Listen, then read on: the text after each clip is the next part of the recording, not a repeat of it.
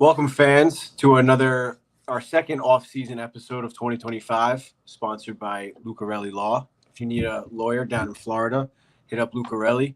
Dom will certainly take care of you. He always takes care of Coach Ed, whether it's for legal advice or not.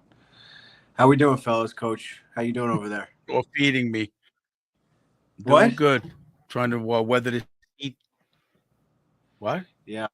What'd you say? What's beating I you? said I'm doing good. Trying to weather this heat.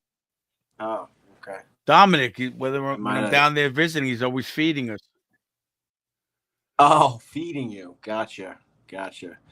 Yeah, the heat up here in New York is tough, and we're also joined by Mark, our buddy, sponsor, fan of the show, Officer Babbage, just telling us that he was sweating while Coach Ed is working. He's sitting on the beach, but that's okay. Couple days off. How you doing, Mark? Life choices, boys. Life choices. All is well that ends well. It was nice on the beach the last 2 days. Nice.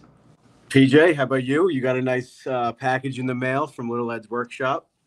Sure did. Got a nice little swag bag with a few shirts. My wife got a shirt. I got a shirt. I got a Stony Brook shirt that I'm pumped to rep next year, and I'm ready. I got a lot of swag in there. A lot of some magnets, a little Lundqvist die cut for the wood. So Little Ed's workshop, he can do it all in there. Absolutely. So yeah, I mean, on that note, we're gonna get into it a little bit, but Rempe signs his extension, so we're gonna put the Rempe Rides at Dawn that I'm wearing. If you're looking at YouTube, Rempe Rides at Dawn shirts back on sale. If you guys want one, you should definitely grab one. So at least we know that we have most likely have 2 years of Rempe, so it'll be worth the $20 plus shipping for that bad boy. Definitely place your order. Shoot me a message on Instagram. And yeah, the rest of the merch store is on my to-do list for next season. If you guys want a regular Rangers Ed shirt or have an idea for a shirt that we can put on sale, I'd love to hear your ideas and I can make it happen. So yeah, merch store coming in for the 2025-26 season. Other than that, might as well just get right into it, PJ. What do you say? Let's hit it. We're going to talk Kreider first. Yeah, we might as well talk Kreider. Part of the reason I wanted to bring Mark back on, he was one of his favorites, if not your favorite. We talked about it a lot on our Stay or Go episode with Mark. If you guys haven't checked that out yet, obviously we talked a lot about Kreider and pretty much the entire Rangers roster, whether or not we want them to stay or go. And that kind of brings us into this episode where now it's going to be a free agency draft preview on the salary cap and maybe who they're looking to draft, or I guess what positions they're looking at to have in this year's draft. Nothing too exciting, but we'll get into it in a little bit. But before that, like I said, one of our beloved Rangers legends, Chris Kreider, was traded to over to Anaheim. So the news didn't necessarily come as a shock to any of us, I don't think necessarily. Might have stung a little bit, but Mark, why don't we just start with you? What are your thoughts? If you want to give Kreider a goodbye or farewell, now's your time. Can we first start with maybe a moment of silence? Well, it's not necessarily good podcasting, but we'll give it a moment. But you guys understand how I feel. 20 seconds Obviously, silence. Yeah. I think I made a case for keeping him. But we know we're trying to better the team, and I have to suck it up as a fan. And him being one of my favorite players, it's tough to lose a guy that has so much history with the team, And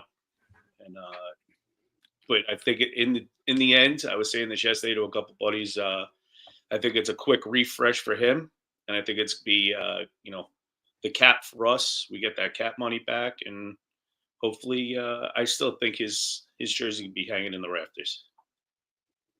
Yeah, I agree. I mean, it's a double-edged sword for sure.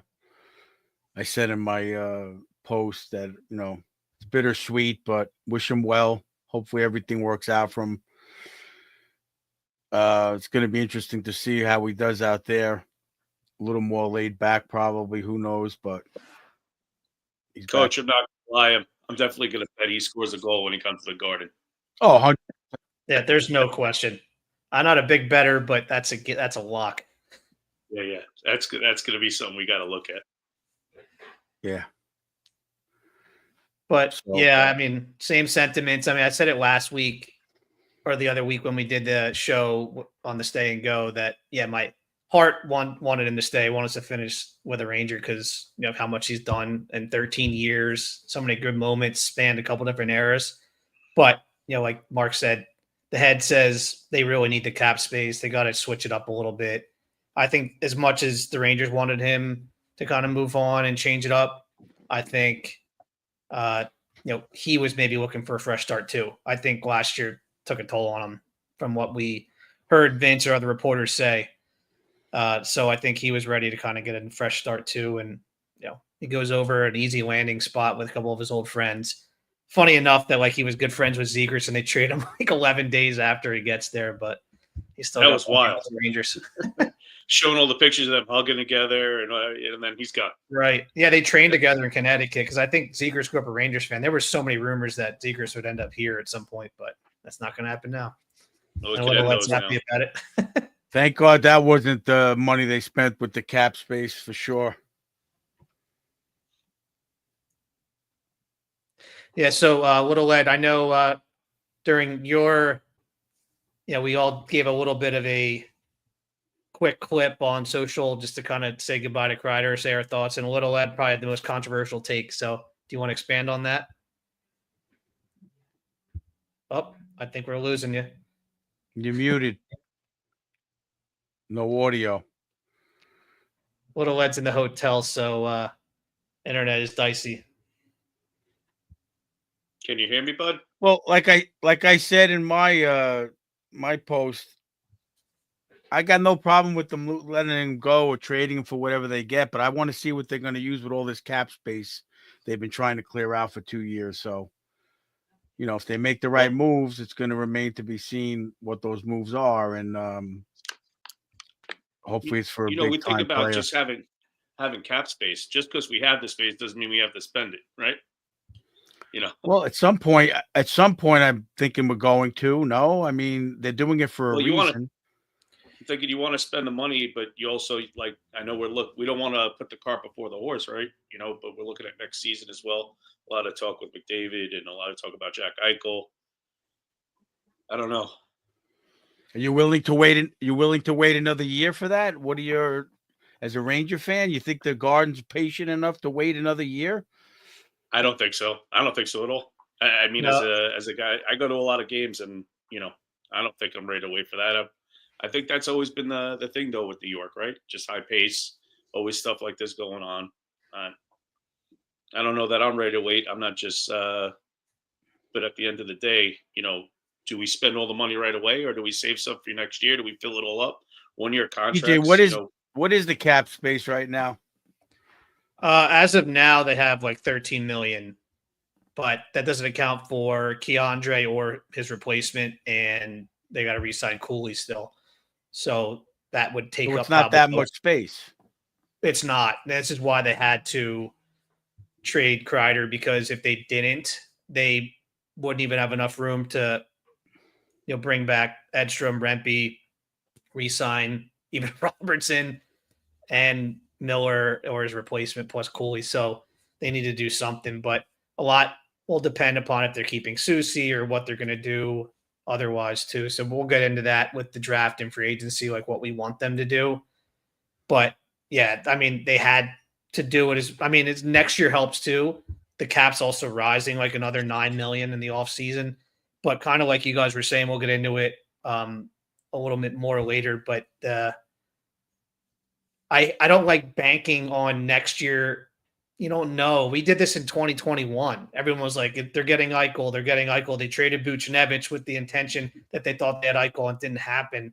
So, like, I just think you're put all your eggs into that basket, then you're kind of letting yourself up for a big disappointment. And then you're kind of like, I don't want to, not that they're going to punt the year, but I keep seeing people like, oh, you got to save money to next year. I want to win next year, do better next year. And I think Drury probably wants to do that too after the embarrassment of this year. You can't just risk next year going to shit Either again. wants or needs to do it. Yeah, you're right. Seriously. I know he signed to that. Drury got that extension, but to me, that didn't mean that he's safe. I think it just meant it was more of a shot to the players that he's not going anywhere right now, like get in line. But I think Dolan's pretty much shown that he's willing to eat any money, whether it be a coach or a player, getting rid of them. So, yeah, but he may have an agreement. He's you guys always say he's Drury's one of his favorites. So when he signed that extension, he might have said to him, let's hold on to this money we're going to get from losing Kreider and whatnot, and let's make that move we want for the marquee player when it's available. So if that's an agreement between Dolan and Drury, you don't know if that's going on. I personally don't have any sources that can tell me that, BJ. I will. So we don't know what's going on, but if Drury may have that agreement with Dolan, so his job may be safe in that regard. I think who knows. Yeah, coach is a different story. If they're not running the team in the locker, they're losing the locker room. That's a different animal. But the GM and the owner may have a different kind of agreement or understanding, in my opinion. You think Drury has Glenn Sather rope? I don't know about that. After last year, I think he lost it. I think he did, personally. No, I'm just saying. I don't know. I'm just saying it seems odd that they extended his contract and with all this trouble going on. So maybe they had a meeting and they have a plan. I don't know. They're not revealing it, but we don't know what goes on. Right. Yeah, they want you want to show Larry that. Brooks. You want to show that in public. You don't want like a lame duck GM. Like if his contract is expired, you don't want that. But I do think if the Rangers shit the bed again and don't make the playoffs, I think Drury's gone. I really do. I mean, Sullivan's definitely here. Oh, well, that I'm not disagreeing with. They got to definitely improve on last year. That to me was unacceptable. Right, and that was my main point. What makes it possible that they can move Kreider? He had the no trade clause too, right? No, the difference is, it's a modified no trade. So a no move clause like Mika means he has full control. You can't move him without the player's allowance. With the no trade, there's 15 teams that Drury could trade him to. Trouba had the same thing, same with Goodrow. Now, technically, Anaheim was on the list, but Kreider approved it, after Anaheim kind of sold themselves. So I know we talked about this before, but like the no move, no trade clause in contracts is just absolutely ridiculous. Like what other profession in the world is like, no matter how you perform, nothing bad can happen to you. It's just, it's crazy. It doesn't make any sense. Like it's just. Is that in the collective bargaining agreement? Was that a deal or something? What had that come about? Good question. I think they had him back in the day, but I think it's more, annoying now with the cap. Like before, when there was no cap, it didn't matter, right? Because you maybe couldn't move a guy, but at least you could sign other guys and bury them or something. But now it's like $3 so crucial. Yeah. Well, sorry I lost you guys for a bit. Yeah, we want to get your Kreider reaction. Expand on your social media post. That was a little controversial compared to all of ours. I wouldn't say it's controversial, but yeah, I mean, I wasn't exactly praising the guy. I don't think I was wrong in necessarily anything I was saying in terms of how he, I guess for you guys who haven't seen it or don't have social media, I mean, basically, I didn't say this on social media, but I mean, over the years, I'm sure there's plenty of clips or plenty of phone calls or text messages or whatever of all of us saying like, oh, Kreider's so inconsistent. Kreider's this. He doesn't show up in the big moments. Like there's been plenty of playoff runs where we wish Kreider was playing well or whatever. Like it goes on. Like I always said, like he should be throwing his body around more, forechecking, like the gameplay that we want out of fans, like what we see like Florida playing with. He could have been that guy, and he was that guy in glimpses, but just not enough. Honestly, like yeah, he's a Rangers legend. Yeah, he came up in big moments, but like honestly, should he be the leading goal scorer for the Rangers organization? That's more of like a yikes to the Rangers than it is to like a praise on Kreider. Like So like doing things like that, like I said, I love the guy. I have a ton of memorabilia from him. I have a jersey or two of Kreider's. I don't hate the guy. I'm not happy to see him gone by any means. But there are just certain things that like that was the initial thought in my mind. Like, okay, like he was a little inconsistent, and I really hated the way he handled this past season. When Truba got traded, first of all, everybody wanted Kreider to be captain before Truba. So when Truba gets traded and the Rangers are looking for someone to step up as captain, and all the fans wanted him to be captain in the first place, why didn't he step up or do anything as a leader on the team? And like the injury really got to me when I saw him playing in the Four Nations, when we knew as fans that he's been nursing an injury the first half of the season, and that's why he's been playing so poorly. That leaves a bad taste in my mouth. Listen, I understand you want to represent your country. I understand you want to play for Team USA, but that's a selfish move. If you're sacrificing the Rangers season because you're going to play injured because you don't want to get cut from the Team USA team by admitting that you have a bad injury, that just doesn't really sit well with me, honestly. Like, yeah, the Four Nations was awesome as fans to watch, but like, I would have much rather a very healthy Kreider heading towards the second half of the season, this clutch player that everyone says that he is, or like the Panthers did, long-term injured reserve, Matthew Tkachuk. Then they're able to trade for Seth Jones, Brad Marchand, all these guys, and then Matthew Tkachuk comes back healthy as a horse in time for the playoffs. Kreider could have done the same thing and scored 30 playoff power play goals, a couple goals towards the end of the season to give the Rangers that playoff push them over the edge to maybe make the playoffs. But no, he chose still to be a Ranger. And he'd still be a Ranger and one of our heroes. So, like I said, I love the guy. I wish him well. I don't wish any poor on him, but like those things, that was the first. Unfortunately, that was the first thing I thought of, and that's not what I should have been. You think that's on the organization deciding on the long-term IR or the player? It should be. Well, it's all obviously you hear a racket about that these teams are doing, but who makes that decision? That's another dynamic. I think it's a big pride thing where the player just doesn't want to admit that they're injured or whatever. I mean, come on, Matthew Tkachuk has more pride than probably anybody in the league. Yeah, but he physically couldn't skate. He tore his abductor off the bone. Like he physically couldn't, perform at all. Hernia. And he had a hernia. He had to get surgery. Like to me, like I said, like with the Kreider's back situation, get surgery, rehab it, whatever you have to do in October, November, and then come back healthy and play to your ability. Like, so I'm not going to talk like I know how serious the injury was, but that's the timeline, and that's what adds up to me. And honestly, Trocheck did the same exact thing. He did step up. He did step up off the ice and try to be captain and try to be the leader in the media and stuff. Kreider was playing through an injury. He was upset that his friends got traded, and then he showed that in the media. And all of us as fans saw him sulking in every post-game interview. If he even did them. If he even showed up for them, which isn't a Kreider thing to do. When the team's doing well, Kreider's out there every game, joking around with Mika and having a good time, throwing iPads and shit. When the going gets tough and the leader's not there, that's the leader. That's not a leader to me. That's not who I'm looking for. That might be why Drury definitely made the move. That could have been the decision. Yeah. Do we know for sure he was asked to be captain? I mean, obviously, I felt he should have been captain.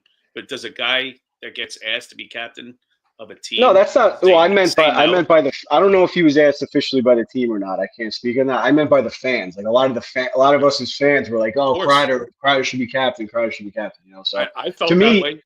To me, the fact that he wasn't captain shows that either the organization didn't look at him as that person, or he said, "No, I'm not that person." Because he was the one that made the most sense to be captain at the time. Yeah, I think the reporting was that he had the first offer to be captain. He didn't want it, and that's when Trouba got nominated. So he's not a very vocal guy, I guess, in the room. He's more of like a lead by example type. But, yeah, that was what happened. But you made me mad all over again, little Ed, talking about the long-term injured reserve, because last season, not this past season, but in 2024, when Trouba broke his ankle, like 3 weeks before the trade deadline, he rushed back inexplicably. They could have put him. They would have $8 million more that trade deadline to play with. And the Rangers, I feel like, never took advantage of it. And look at the last like 5 teams that won the cup. Florida took advantage of it. Vegas took advantage of it in Tampa. The last 6 years there, they all, if you look at their team, all over the cap, which is why the next CBA they're going to change that. It sounds like, but I mean, they all took that loophole, and because if you try to ice those teams during the regular season, you couldn't. But they didn't take advantage. Were we just not smart enough to use it? I mean, I can't believe it's not a known thing. But. Well, it also it's. I mean, supposedly you have to submit doctors' reports and stuff. So maybe it has a lot to do with the Rangers trainers, where they're saying like, okay, yeah, no, he's not as hurt as like he can play. Like I don't know how that process works either.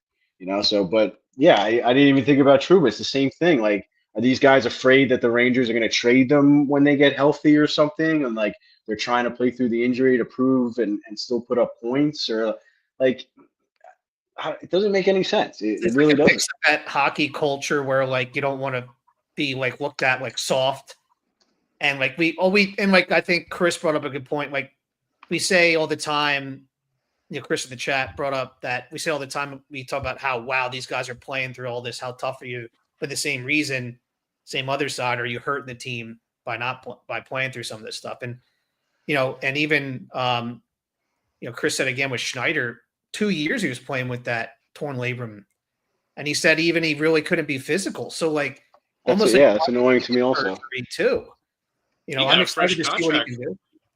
He got a fresh contract through a torn labrum also.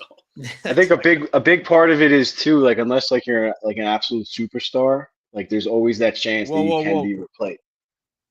What? TJ, you picking on Schneider is like me picking on your boy. So relax with that. I don't know. I love Schneider. Otherwise, I'm going to have to. Otherwise, I'm going to get a little animated here. Oh boy, no, I'm not saying anything against him. More so, I was saying I'm excited to see him at his full thing. We haven't really seen Schneider in 2 years, but I hear you, Coach. But any last Kreider thoughts, or do we want to move into the Rempe, Edstrom, and on the injury thing? Hockey players playing through injuries. I think, in my opinion, it's more so in the playoffs where they really show it more than any other sport. During the season, if they need time to fix something, they should, to a degree. The team should not be able to just have to rely on one player. They should be able, if they're that good to go deep in the playoffs, be able to miss a guy for 10 to 20 games and let him rehab. But that's right. It's not like the NFL, these guys can just get cut out of nowhere and they lose their contract. In hockey, the contract's guaranteed, so at least they know they're not going anywhere theoretically. I guess you could lose your so spot, they should just rehab. Yeah, they should. My final thought on Kreider. Yeah, go for it. Basically, you want to you don't want to say it, but like it's been said, you guys have said it in the past, you want to change the culture of the room, right? That guy's a team leader without wearing a letter, or he did wear a letter.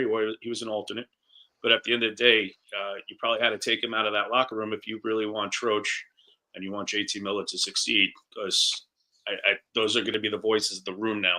So, you don't want to say it because he was a leader, and however he handled, the new guys and did it off the ice, but it's going to be the JT and Troch show, I think, now, and I think Kreider subtracted from that's going to make it a little bit different. Yeah, it should be interesting. Yeah, they definitely needed to switch that up, like the core a little bit, kind of mix up the leadership. As we saw the leadership, as we went over on the show multiple times, the leadership wasn't there. But interesting quote, by N Vitali in the chat, talking about, Schneider being an untouchable. And we've talked about this, like, and we'll get into it too more, but interesting that I agree here that he should get that spot on the left side. We saw it a little bit to start the season with Trouba last year, and he looked good. But it is weird to me personally that he's been stuck on the third pair. Like they're not touching him in trades.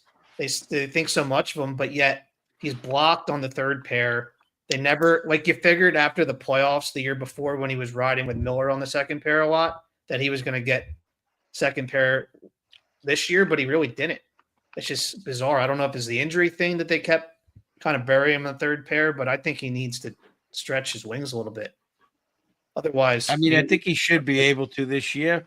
If anything, staying on the third pair allowed him to develop more without as much pressure, say. playing against top lines, but not that I don't think he can handle it, but it just, lets him develop more, get confidence. Well, we're going to see. They may switch him to the left side. He may be getting that second pair just on that. I hope Yeah, if they don't get rid of Juicy, they better. But yeah, Schneider definitely needs those top pair minutes, or not top pair, second pair minutes, to really show what he could do, and a consistent partner. We've been saying that for, I guess, as long as he's been on the team, is that he's never had a chance to have a consistent partner. So yeah, that's for sure.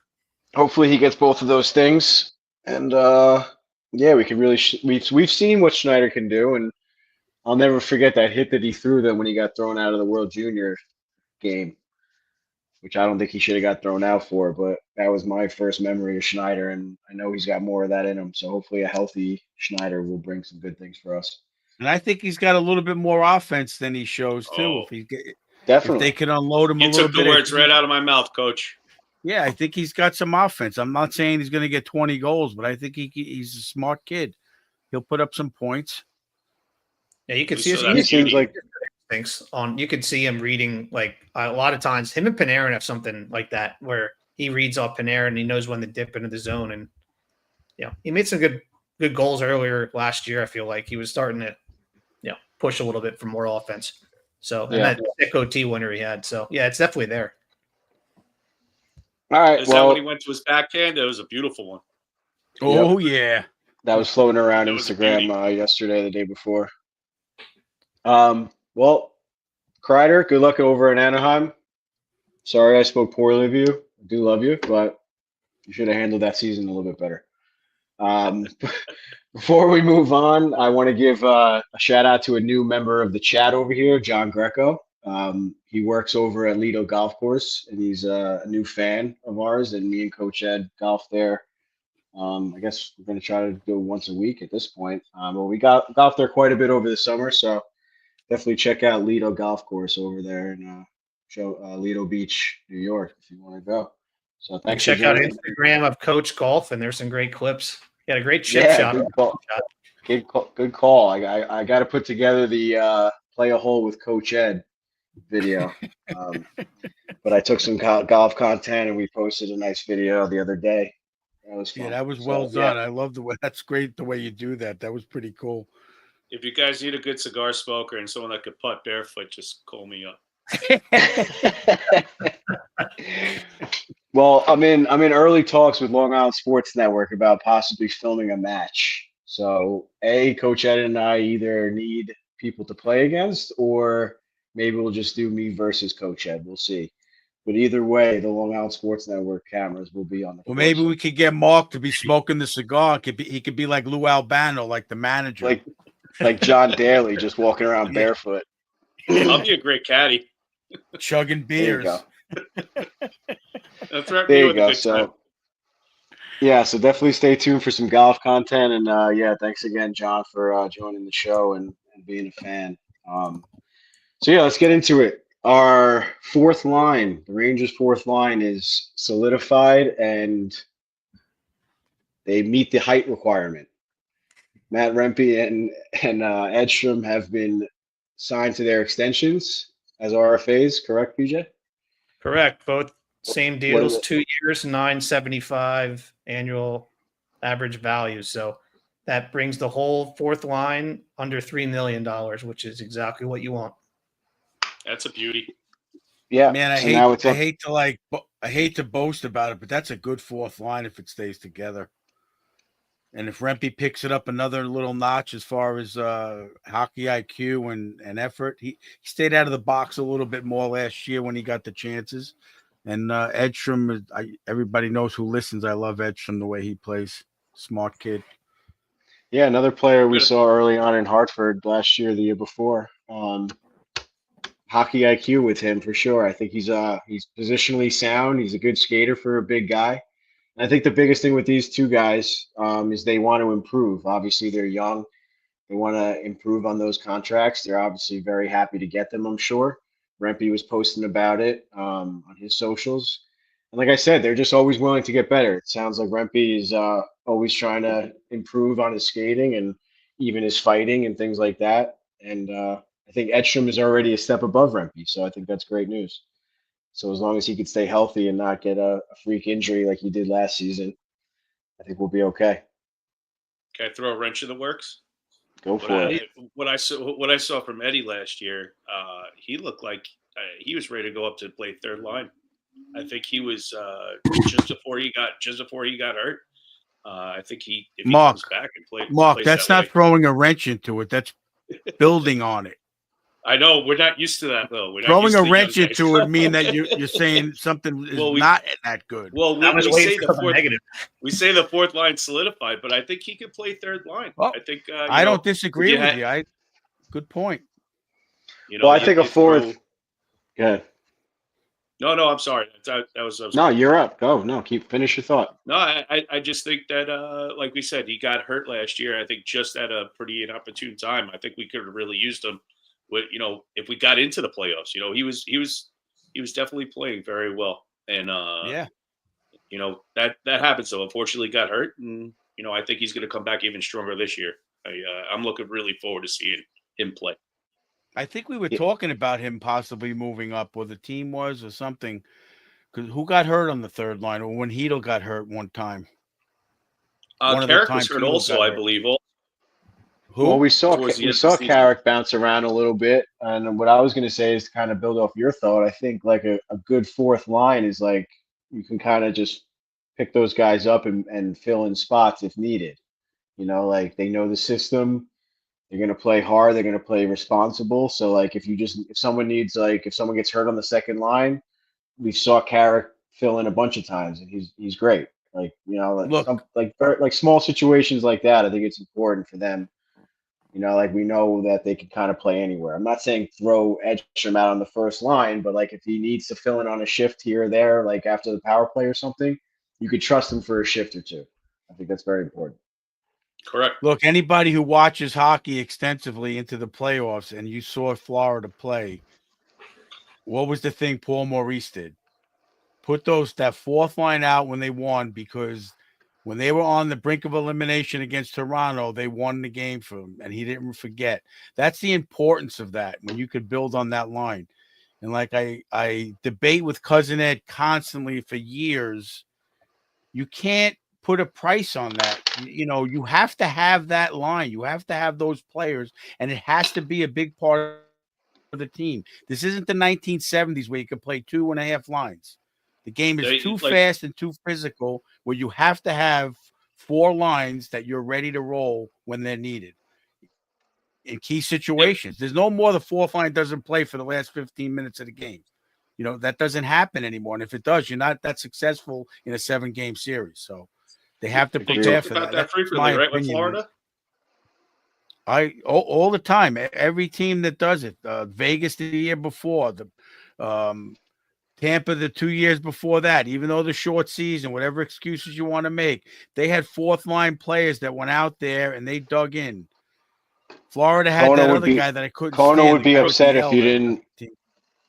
Kona would be upset if you didn't mention the identity line, Coach. Oh yeah, the identity line. Yeah, got them. Shout out to Matt yes, Martin they were a for big finally retiring today. They bring out the energy in the crowd, in the team. The team roots for them from the bench. When it's a good team and it's a good group of players, they pick each other up like that, and that's very important in the group. From one Stanley Cup to another, you take a look, it's about the next man up also, right? They had different those 100%. Bottom guys changed from one year to another, and it's about take a look. Like they didn't have Marchand for their first cup, and then they got Marchand. That was a huge pickup. Well, crazy. Again, those guys, I'm not saying you're going to keep this fourth line together for 5 years, because obviously if they do improve, Carrick's value is going to go up. He's either going to move up or he's going to get moved on. Those are those players, but the key is to bring in like Florida lost the guy I was just saying. Who's the guy with the L that I hated? Lombardo? Lumberg. Yeah. He was a big part of them winning last year. He moved on, but they got another. They filled him in with Marchand or whoever next else. Man up. They got. They're going to get that same character player though. You can't just put anybody there. And Florida's been very smart about it. Obviously, they get guys that buy into that system. And they get cheap guys. I mean, their whole fourth line, same idea as the Rangers right now. That's what it Cheap. is. You can't pay top dollar for them, but you got to put in the right guys So to feed off unfortunately, the energy and buy into the system immediately. And that's it. You know, they're not gonna buck the system. They're gonna play the system they're told to play. Like Eddie said, they're gonna be disciplined. They're gonna do the right thing when they have to do it. They're gonna dump the puck in. They're gonna hit. They're gonna create energy. That's what you need. That's what it's about when you come playoff time, man.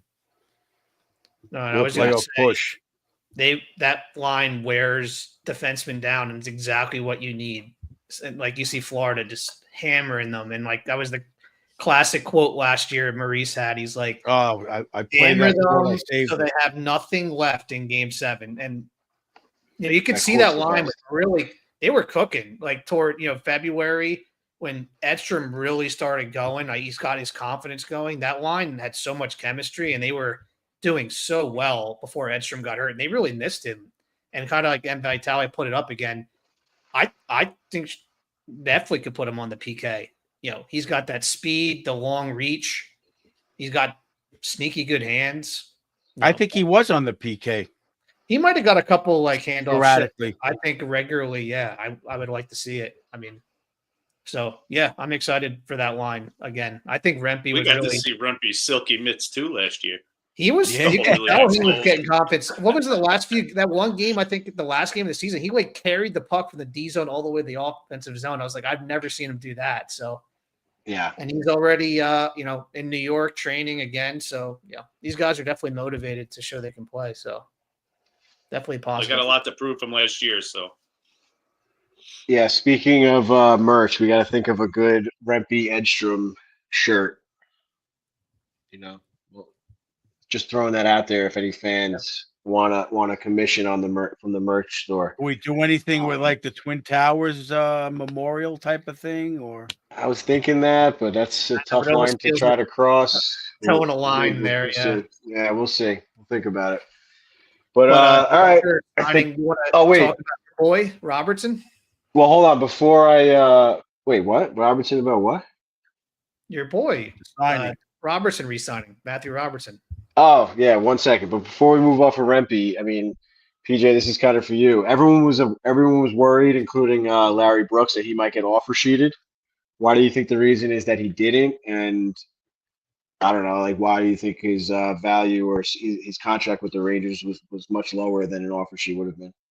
Well, a lot of things people don't realize with offer sheets is the player has to be willing to sign it. So just because you get offered an offer sheet doesn't mean you sign it. I remember there was I think like 4 or 5 years ago, the Rangers tried to offer sheet Braden Point when Tampa was really cap strong there in the mid 2010s, but he didn't want to sign it. So you have to want to. And I think Rempe probably appreciates the opportunity the Rangers gave him. And he knows that, he's got a good thing here and he wants to earn it. So well, you don't think it would have been public? That he got off. Well, they couldn't technically offer him one until July 1st. Right. So I think Drury was right. So Drury, I think, was smart in getting everything done. And that was also part of getting rid of Kreider in the sense that there was no pressure, like not even Cooley now. There's no pressure for someone to sign him because they know the Rangers technically have enough room to make it work. Makes sense. I mean, I don't know that there'd be other teams that would really want to sign Rempe. I don't know. I mean, we like him because we see him a lot, but is he really worth making an offer to? Well, I think the Larry Brooks proved himself enough. His point, I think, was they technically could have signed him for $2 million, which doesn't sound like a lot, but to the Rangers, that would hurt them. And I think maybe like a team like he's from Calgary, that was the rumor that maybe like his hometown team might throw him a little bit more. And in reality, like, does he maybe put more butts in the seats or like, more marketing? Teams think about that shit too. I mean, I don't think he's going to, he didn't even play half the games last year, did he? He wasn't on the Rangers the whole season. No, he wasn't. Yeah, he was in Hartford. So how could you offer him $2 million if you didn't even crack the lineup half the time, Well, in a team like, I think some teams that need to actually spend to get to the cap floor. Like some teams aren't like the Rangers that spend to the limit every year. So some teams don't mind throwing a little extra bit to a guy like that. And he would play every game for a team like that. And he does put people in the seats. Yeah. Right.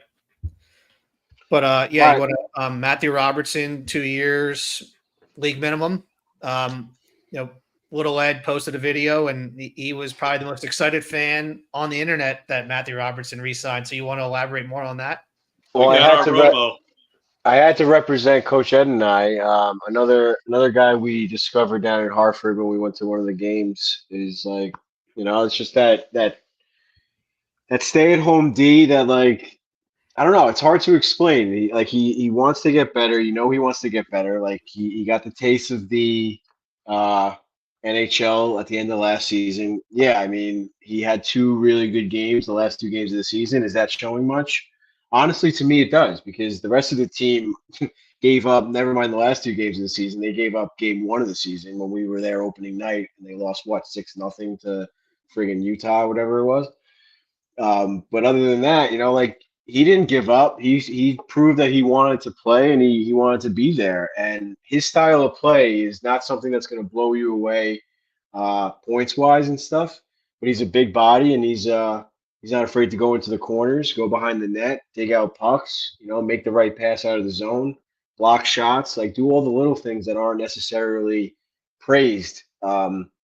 Around the NHL. I mean, it's starting to a little bit with players like Slavin and Forsling on Florida. But I just wanted to give him a shout out. I think it's like something that maybe finally the Rangers will be the ones to find the diamond in the rough instead of Florida, or. And the biggest argument, a lot of comments on my Instagram post were like, well, how come he hasn't played? The Rangers have had him for so long, blah, blah, blah. Well, not every coach may have liked him, or maybe he didn't find like look at all the Rangers defensemen that they've had for the last 2 or 3 years. We're begging for Jones to get a chance. Never mind someone that's been rotting down in Hartford for the last 2 or 3 years. So there just simply wasn't any room for him, and maybe the coaches just didn't really seem like it was necessary to give him a shot because, like I said, they already had their 7 or 8 D or whatever. And you had Mancini last year. Yeah, you had Mancini, who ended up being a trade asset, obviously, So now there happens to be room. Just because now there's room, or maybe just because he didn't get a shot, doesn't mean he's not a good player. And now all of a sudden, Sullivan comes into play. This guy that everyone, I don't want to say hates, but doesn't think very highly of or isn't going to be impressed by. All of a sudden, he gets signed to an extension, and they're shopping Keandre. So maybe the last two coaches we had didn't appreciate him for what he was, and they saw something in Keandre, or they wanted the offense out of Keandre. And now Sullivan might prioritize the defensive side of the puck, and he obviously wants Keandre gone, and maybe he wants to give Robertson that chance on the left side before making any decisions. Well, with defensemen, it's the same thing with the bottom two. To say the number 5, 6, or 6, 7. Those are the guys you got to move in and out over the course of time. Like Mikkola, say for instance, like we talked about with the Rangers, they let him go. They didn't want to give him that extra money, but he ends up going on somewhere else and succeeding. But what I like about him, what I saw in like when we were in Hartford, the fans are so animated about the teams down there. It's like crazy. It's like going to a professional wrestling match. They're like screaming like with hatred. Like they're like, Robertson, what are you doing? He's like making a line change. The guy plays the way you're supposed to play. He takes his shift. He moves the puck up ice. He goes off for the change when you're supposed to. He does all those little things that I could see the right way. He doesn't get greedy to try to prove himself and make bad mistakes. He makes, of course, everybody's going to make giveaways and mistakes here and there, but he plays the game like, to quote Steve DeBoer, he doesn't get greedy. He plays the game. He takes his shift. He moves on. He gets on another shift. He moves on. To me, he was more methodical and steady, like Eddie said, and he wasn't. I don't know if he's going to ever turn into offense. I'm not predicting anything like that. But as far as a big, solid defenseman in the corners and behind the net and in front of the net, I think he could do pretty good as a 5th or 6th defenseman. We'll see. That remains to be seen. We'll see how camp goes. Well, hopefully that the Chad Ruhwedel experiment would be over. Why wouldn't Robertson have gotten time over him or Jones over Chad Ruhwedel? I never understood that. Maybe he There was- wasn't that good for a year and a half. Maybe he was making some bad mistakes. Maybe they want him to develop more in the AHL. Maybe I don't know. I can't answer that.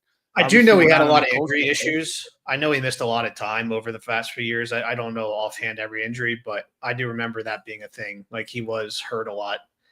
But I mean, I said this in the group chat. I hope you're right. You guys are right.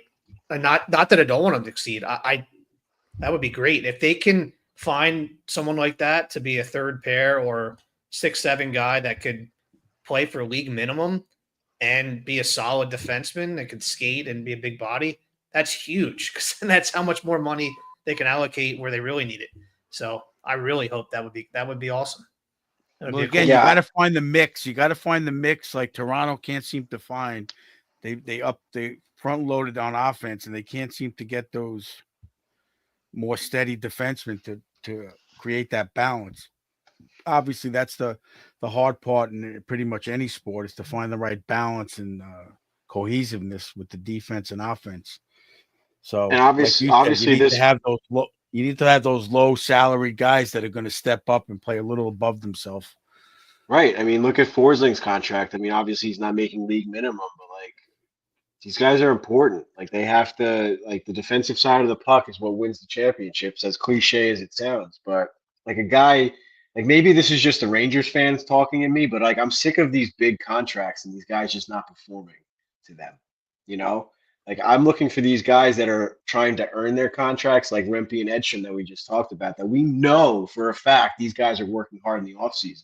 We talked about it all day today in the chat in the group chat of how like we're sick of, or at least me, how I'm sick of seeing like all these social media posts about everything else that they're doing, and then they come into the next season, looks like they didn't work out a day over the offseason at all.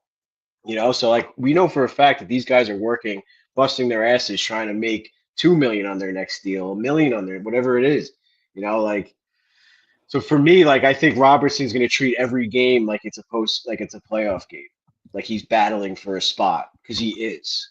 Like players like I'm not saying Adam Fox is going to take a game off, but he can afford to take a game off and maybe still put up an assist or two. Robertson can't afford to take a game off. So that's the exciting hockey, or that's the hockey that I'm excited to watch this season. Some of these guys earning their spots on this team because we're used You to need to have that we're hunger. used to going into the Rangers season like pretty much knowing the rosters top to bottom. I'm excited to see these guys battle for these spots. Well, that's the key too with the new coach, right? Clean slate for everyone. Like he's no preconceived notions, and not only or guys like Rempe, Edstrom, Berard fighting, or Robertson fighting, and maybe if Jones is still here fighting. I think even the big guys need to step up. I think I realize they all had shitty years, and they want to have a chip on their shoulder. You at least hope. I want to see that these guys were pissed off at how things went and want to show their true ability. So yeah, there should be a lot of hunger for everybody coming in, but that is exciting. That's a good point about the coach coming in. That should be fresh battles, and that's fun to see because it'll make everybody better when everyone's battling for a spot. Completely different system. It's gonna be fun to watch. All right, so why don't we get into? I think that's it on the signings, right, PJ? Extensions, Yes, sir. signings, whatever. Yeah, you want to So move why don't we get coach's into? Yeah, let's run the commercial, take a quick 20, 30-second break, and then we'll get into Coach's Corner. Hey everybody, Coach Ed here. I'm over here in the shop at Bella Italia, Marble Granite and Quartz, picking up my order for a nice little bathroom I'm doing. I've been a contractor almost as long as I'm a hockey coach. So listen to me when I tell you, when you want the quality work and craftsmanship, come and see the boys over at Bella. They serve all 5 boroughs, Westchester, Long Island, all the way out to Montauk. Whether you're a Ranger fan, Islander fan, Devils fan, they're going to take care of you no matter what. Make sure you give them a call, 516-561-1018.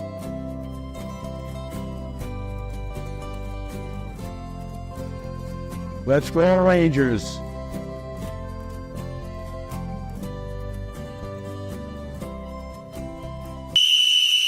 All right, boys, bring it in.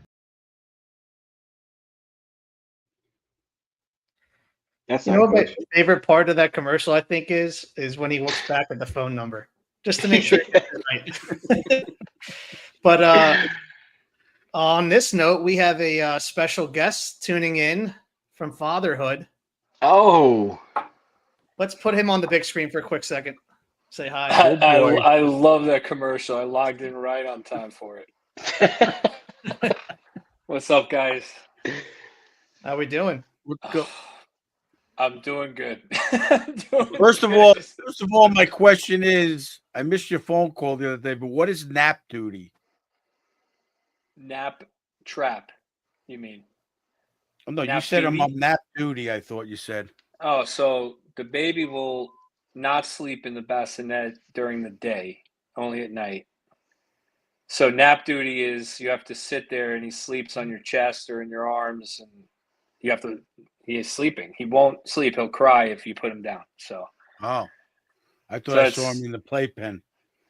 he goes in the playpen when he's awake, yeah, but he won't sleep unless you're holding him during the day. So Theo holds him most of the day, but she needs breaks. And Just to let you know, that's how Eddie was. So that's what you're in for. oh God, don't put that evil on me. a strong stay-at-home defenseman. I'm just letting you know. In what year is he eligible to be drafted? It'll Yeah, be what? Theo keeps saying that she wants to make sure we raise a Mika and not a Rempe. So Oh boy. Speaking of sleep, how are you doing on sleep? I am struggling with the sleep, man. The sleep is not. There's a reason that these guys struggle when they have kids. Let's just say that if they're doing this. So you're giving Mika a pass? I'm not saying that. If I was a professional athlete, I don't think I'd be doing what I'm doing right now. But it's tough. I mean, my hours are all crazy. I'm up till 3 a.m. I'm up at 7, and nap when I can. I work when I can. My hours are just all over the place right now. But it's tough. It's tough. I'm low on sleep. Let's just put it that way. Like I didn't mean to take over the coach's corner with fatherhood conversation. He had to throw you. Okay. They throw you on there and say hi. And give the listeners a exciting reveal there. No, he's unbelievable though. I mean, it's the incredible feeling. It's the best feeling in the world. I'm so happy, and I'll be back soon full time on here, but for now it's tough. Just balancing him and everything else in life plus work. It's not an easy thing. So it's an adjustment, but I'm getting there. Well, I said it before he was born, and I'll say it for all Rangers fans. Hopefully, he's the good luck charm we need. So, yeah, dude, he's been in Rangers stuff every other day. So I keep seeing my neighbors, and they're telling me he's wearing the wrong stuff when I walk him around in the stroller. All these Panthers. I can't say I disagree. They're like, he's got the wrong shirt on. I'm like, all right, guy. Your cousin L's been in hell Well, down you've been there. a Panthers fan for 10 minutes. I'm like, hey, yeah, congratulations. Yeah, I'll see you guys there. Anyway. All right, well, let's move on to Coach. There he is. Put Coach on. So we were just going to bring up a couple small topics for Coach's Corner. First was, as a coach, or as I guess speaking for Sullivan, how much input do you think he should have, or how much input would you like to have as a coach during free agency and trades for the offseason? I mean, I've talked about in the past, I think we had this discussion when they were hiring him. I think that it needs to be a team effort. I think that might be one of the reasons why Drury's wanted to go after Sullivan. They obviously have a little bit of a history, and I think that they're going to be on the same page. And I think he's going to take Sullivan's input a lot because he dealt with a lot of different players and obviously superstars and those third, fourth lines. Not that Laviolette didn't, but Sullivan, I think, had a little bit more success. I think it needs to work together for sure. I mean, I would want to be on the same team, the same page as the GM. I wouldn't want to have full control like Mike Keenan did. But because I don't think there's enough to be able to do both. Like, personally, I think cousin Eddie was just saying, the time you have to dedicate to this, it's hard to do both, especially with salary cap and whatnot. You need to have the right guys in the right spots in the organization. But I think there should be definite an input on what kind of players I'm looking for from my system. And I think that Sullivan, being a coach with a lot of these players internationally, feel for certain players and their attitudes and their demeanor. So I think Troy would be smart to listen to him saying, we need to go after so and so. He's got what we need in this position. We need a third line left wing. This guy has the right attitude for it. He's going to do what we ask, and so on. So I would want that kind of input if I know more about a player or the players in the league than the GM. On ice level, I'm saying, not just on the stats and in the books. Gotcha. Do you think he's going to push for any of his ex-players to help him teach the system? I mean, that's possible. I mean, Mike Keenan did it in '94. Obviously, they made a lot of moves. He went after certain players he was comfortable with. Same thing. Like obviously anybody who listens knows I love Herb Brooks and that whole way he won. He went after certain players. He knew he went after some of his guys. He wanted them. He knew he could count on them. So yeah, there may be a couple of guys that he goes after if they're available, that he has confidence in. Any sport, any coach is going to want to do that. They have their favorites. Whether he does will remain to be seen, but Yeah, Coach, you think we're going to get Crosby? I was just thinking the same thing. that's not the question. That's not the question for me. No way. I mean, thinking like me a Brian- personally, Brian obviously Boomerang. I would love to have him for 2 years. But if I'm a Pittsburgh fan and I'm a hockey fan, I want him to retire Mario Lemieux-esque as a Penguin, and that's it. That's the way it should be. They can enjoy rebuilding. He wasn't like Lindros to me. Lindros to me from the get-go in his career, he didn't want to sign with Quebec. It was controversial from that. He wasn't that loyalty kind of guy. I would be very surprised if Crosby leaves. Nothing, obviously it's not impossible. Gretzky left Edmonton, but that was a financial situation mostly. If he leaves, he's I would going be to very Colorado. surprised if Crosby didn't finish his career as a Penguin. The only other thing we wanted to cover for Coach's Corner, there was Mika's wife posting on Instagram, and there was some rumors flying if he would be willing to move his move clause, that Sullivan flew to Sweden to meet with them. So what if you were doing that? What would you be telling him or covering? Well,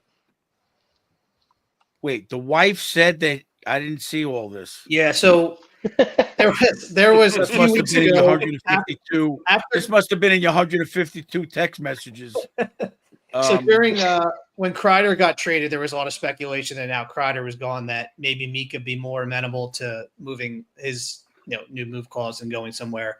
And then she posted on Instagram, Mika's wife, that she laughs that there's all these rumors that have no substance, and they just bought a house in New York, not going anywhere, and that Sullivan just came to visit them in Sweden. Well, if I'm Sullivan and I want him on my team, I'm flying to Sweden for a nice vacation, and I'm going to talk to them and say, and let him know that what his plans are with him, and that they need him to come have let's say a quote unquote comeback season. How I plan on using you, and so on and so forth. And obviously making that clear, we're already, if that happened like that, we're already seeing the difference in Sullivan and other coaches, where he didn't wait for Mika to come back to New York to have this meeting. He didn't do it on the phone. He went there, and the communication was open in person.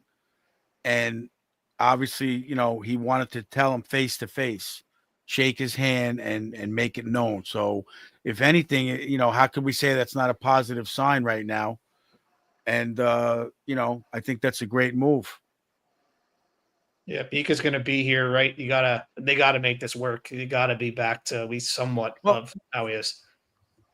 I mean, if Sullivan doesn't go do that, and there's a lot of question marks in Mika's mind, and now he goes into the preseason or training camp not knowing, but now he knows. His summer's set. He knows what he's in for. Maybe Sullivan said, look, I'm going to need you to step it up a little bit, put a few pounds. Whatever the case is, he let him know clearly what his plan is for him. And that's, as a player in your career, I mean, anybody at any job wants that.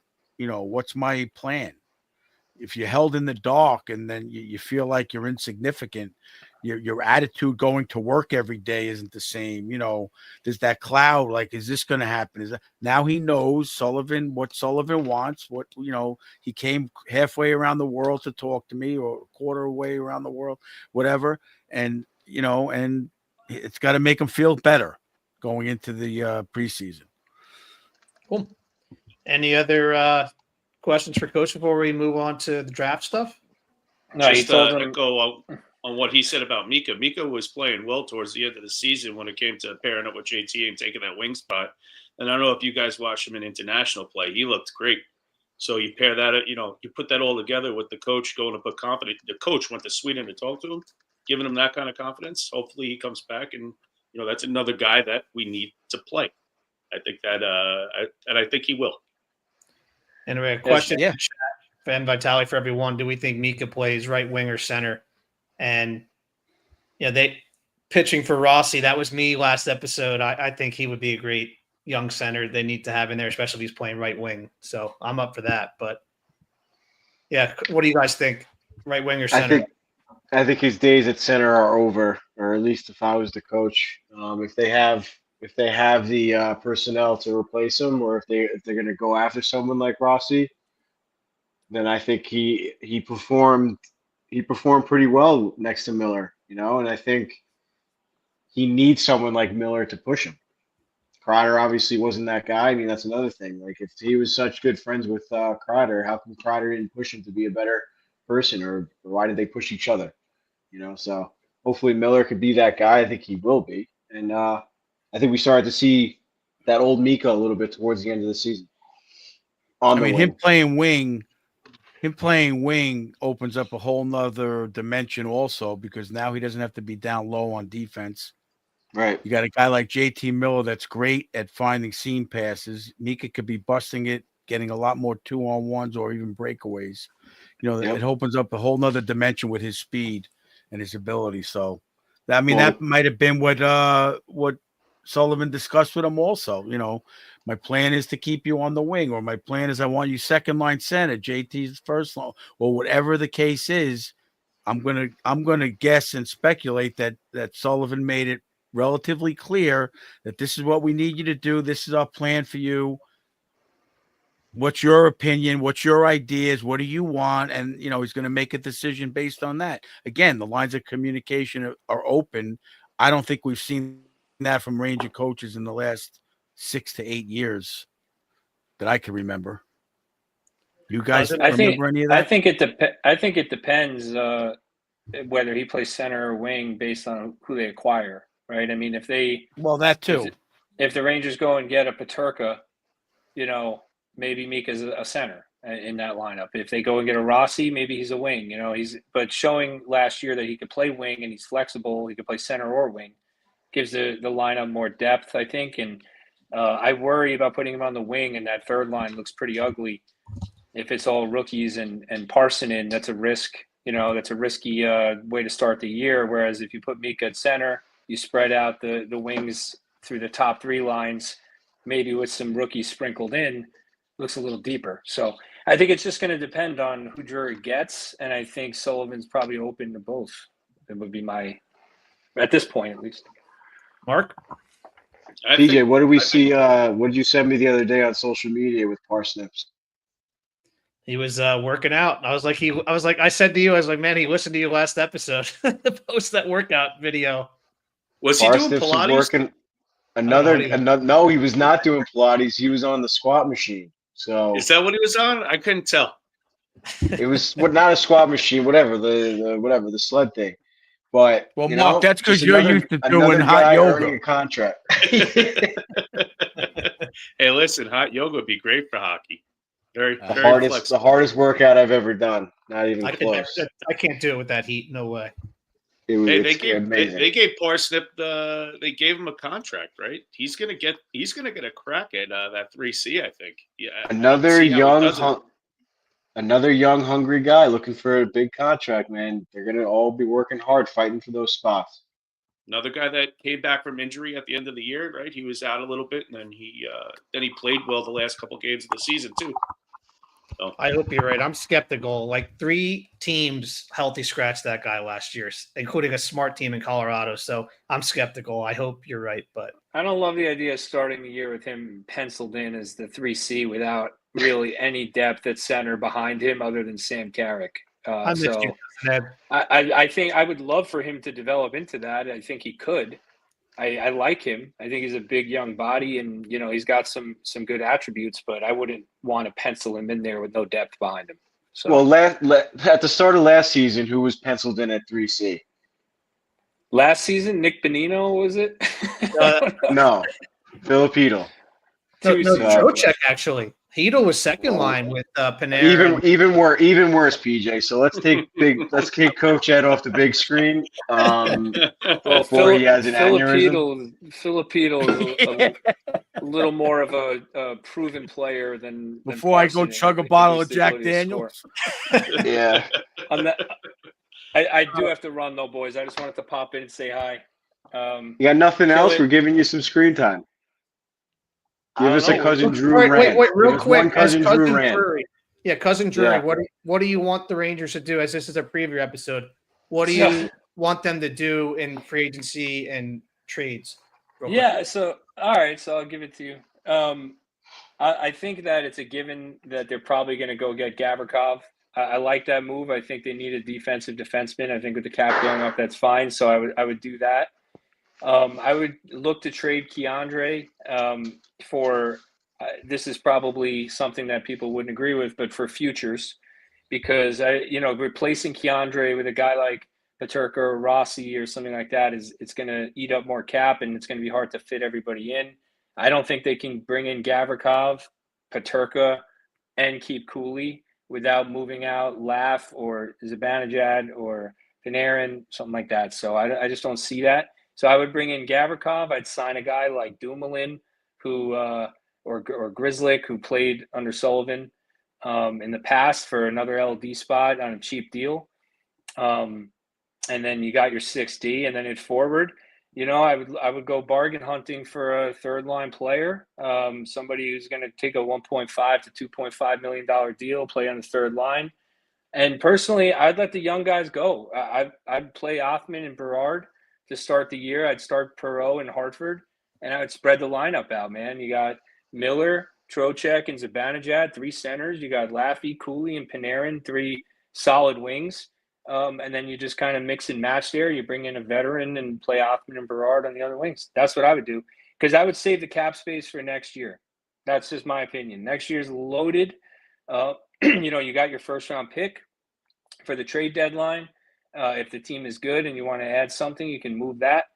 If the team sucks, then you're in the lottery for Gavin McKenna, but you got McDavid, Kaprizov, Eichel, et cetera, next year with Panarin's money coming off the books. So I'm not doing anything too crazy this year.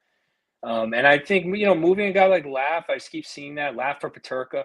To me, that's a lateral move. You trade Laff to Buffalo.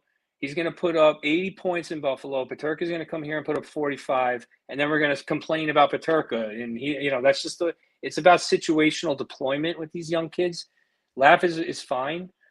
So, I don't see much that they can do, guys. If Mika's not going to waive, Panarin's not going to waive, and they don't trade Lafreniere, I think that it's really just replacing Miller with Gavrikov and then filling out the defense. I think that's pretty much all that's going to happen.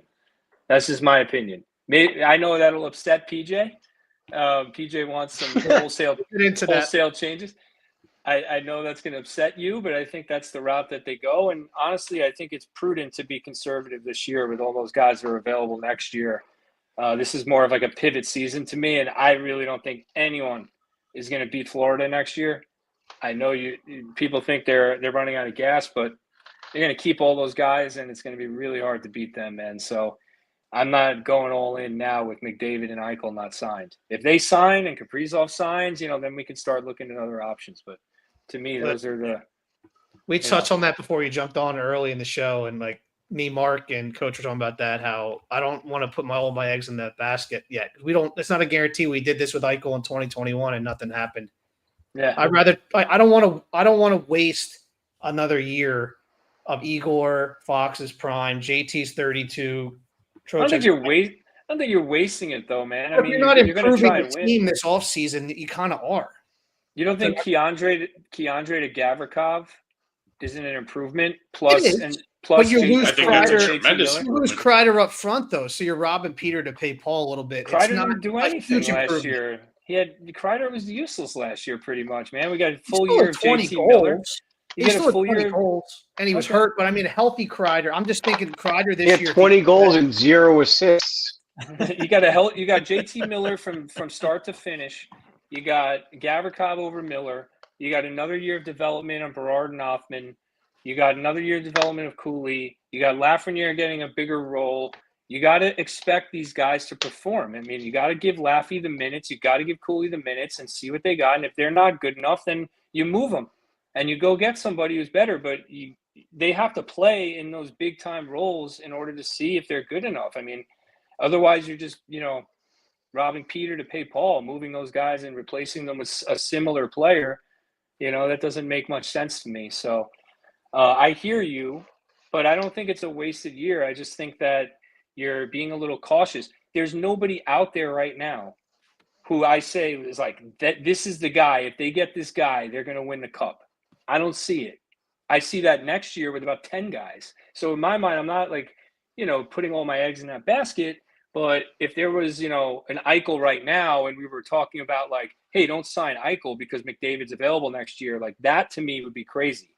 But there isn't a Jack Eichel out there available at this moment that the Rangers can sign, right? So it's not like, you're talking about not going out and spending money on, JJ Peterka, who's a good player, but he's not Connor McDavid. I mean, people think JJ Peterka at 68 points last year is going to become a Ranger and score 90 points. You're going to be disappointed. That's not happening. He might not even be on the first power play unit, the way this team runs. So I don't know.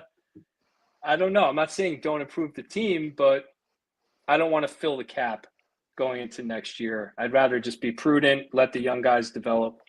That's it. That's my thoughts. I hear you though, PJ. We've talked about it. Yeah, we have. We've talked about it. We'll get everyone else's thoughts as we move through it. But I think the biggest thing is what Cousin Ed said is like they have to count on these guys of taking the next step. At this point, there's no reason why Cooley and Laffy shouldn't be in the top 6 and producing.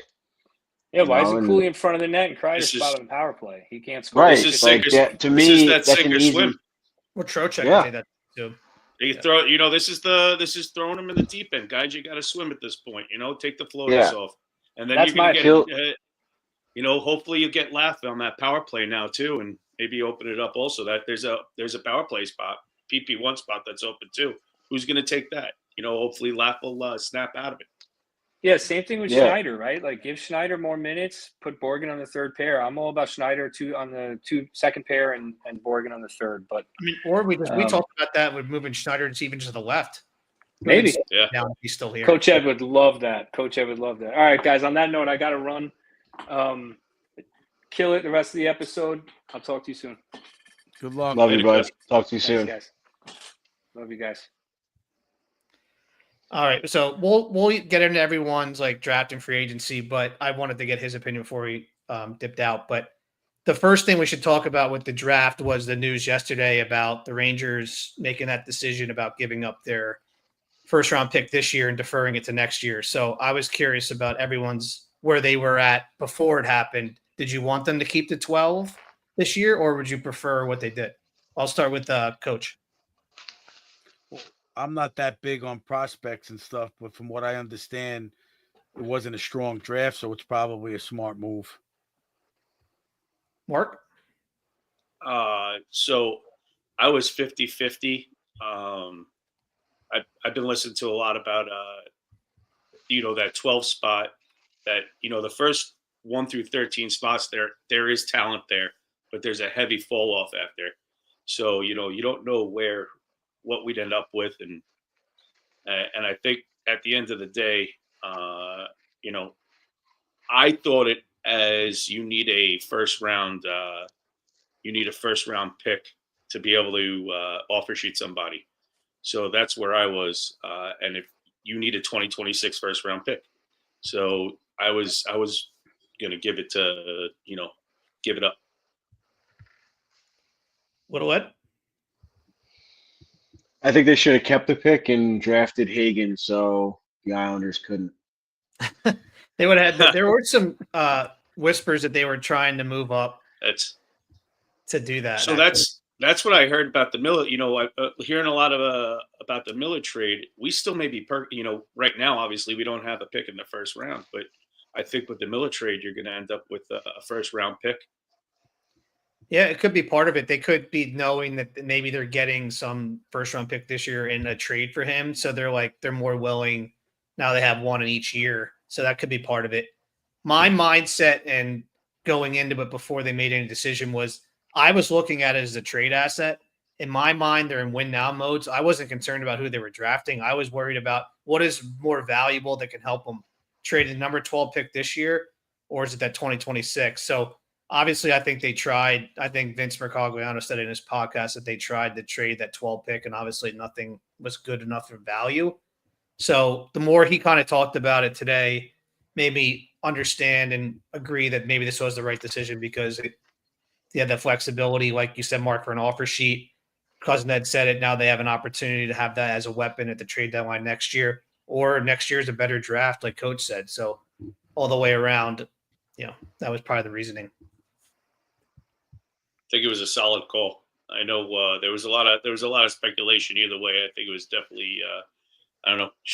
It's a good call by Drury. We'll put a check in the plus column for him. Yeah, and Chris brings up a good point. Like in the worst case scenario, like this is a Cousin Ed doom scenario, and he brought it up multiple times in the group chat that if the Rangers ended up in the lottery next year and they had not taken this pick for 2026, Pitt would have had it, and there is an awfully good number 1 overall next year. So that would have been their luck. But if you don't have bad luck, you have no luck at all, right? That's for sure. Well, we can. And Vitali brings it up, and we were, all talking about the Keandre trade, which seems somewhat inevitable.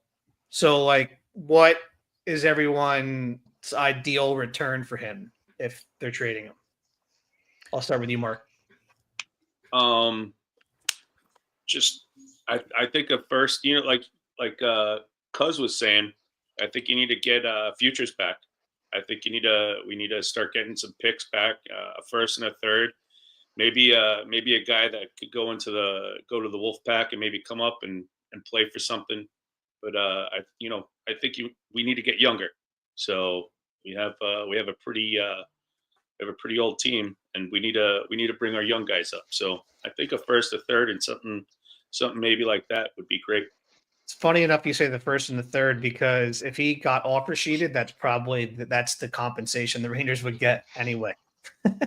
That's everything I've been listening to. Like, you talking about, man, I listen to a bunch of stuff all week when I go on my walks, and that's really what I've been listening about.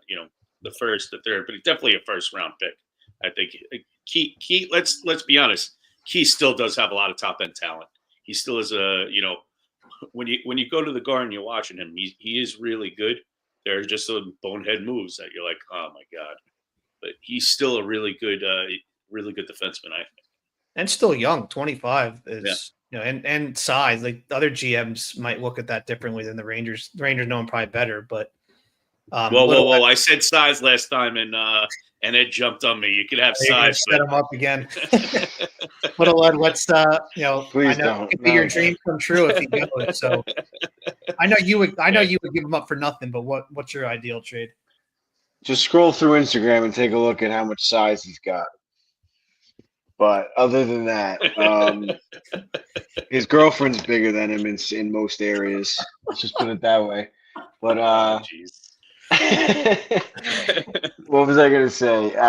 Before Cousin Ed came on, I honestly would have said I hope they trade not a lateral move, but get something back for him, something that they're looking for, like a play now guy or a guy that can fit into the lineup now. But after hearing what Cousin Ed said, I kind of agree where you got to give the players that they have already a chance. Not necessarily roll the dice. Is like they were drafted or they're on this team for a reason. I mean, now it, like you guys just said, put up or shut up. Like Laffy's got to take that next step. No excuse this season. No going through the motions. no nonsense. Like Panarin's got to lead the way. Like you look at this lineup with or without Kreider, this lineup should be able to play and win games no problem.